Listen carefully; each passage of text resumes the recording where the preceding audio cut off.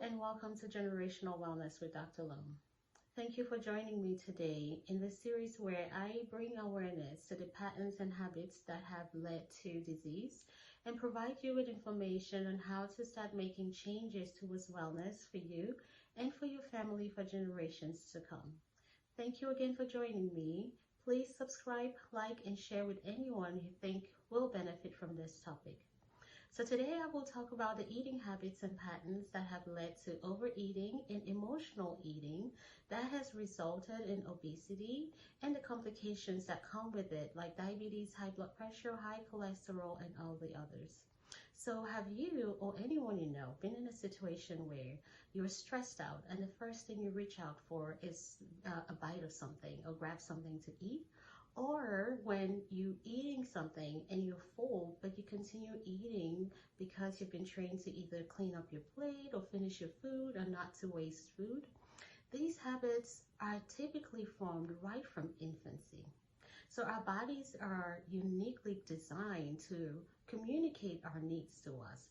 You will know when you're hungry, as an infant, when an infant is born, right from birth. If they're hungry, they're either going to start sucking on their tongues, some will rub on their bellies, and others will just cry. Typically, crying is after they've tried to communicate that they're hungry for a while, and crying is usually a last resort to get their parents' attention. And if a toddler is hungry, they'll either, some of them will be irritable, some will go to sleep, or there's that change in behavior in an attempt to communicate that they're hungry. And likewise, when they're full, the infant will push the bottle away, or the kid will tell you I'm full, or just stop opening their mouth to get more. So the problem here comes in where we've been taught by our parents, we have come to think or feed the kid based on what we think they need. So we think, the child has to eat every 3 hours, or they have to consume a fixed amount of calories in order to grow. And when we start pushing on those external sources or beliefs on them, where a child may cry, not because they're hungry, but they may be hot, they may have a wet diaper, or they want to be carried. And we're responding with eating. It's like we're teaching them, in other words, that if we're in a stressful situation, eating is what's soothing. That's the adequate response to that particular stressor.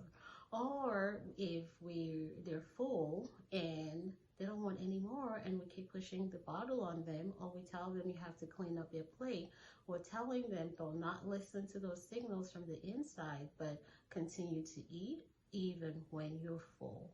So it is important, therefore, to listen to those cues for us and for our children, or to pay attention to the signals and to our kids and respond to their needs adequately.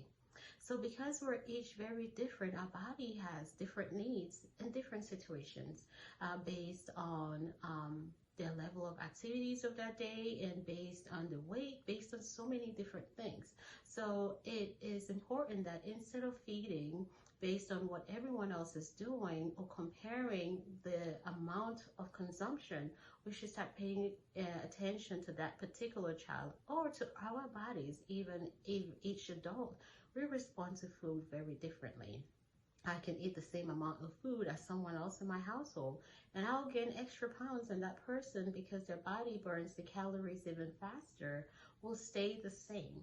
So it's important to start paying attention to those internal cues, hunger, satiety, and responding adequately to those cues, and that will help prevent the response of eating in the face of a stressful situation, or eating even when full, and then leading to the decrease in the overeating and excess calories that the body will store in your body, leading to obesity. So hopefully this was helpful. And another thing that this will help with, because is when you get to know your baby, when you get to understand your child and respond to them adequately, it helps with the bonding, and it makes meal times much easier. It's not as stressful because we are looking, we're listening, and we're paying attention to our children and providing them what they need. And once they understand that we're adequately responding, or we're adequately communicating their needs or responding to their needs, it makes meal times like a time to bond, as a time to communicate, rather than a stressful time where you have to finish your food, and it makes life a bit much easier. So I hope this was helpful. Hopefully we'll start paying attention to our children, paying attention to our bodies, listening to our cues, eating when hungry and stopping when full.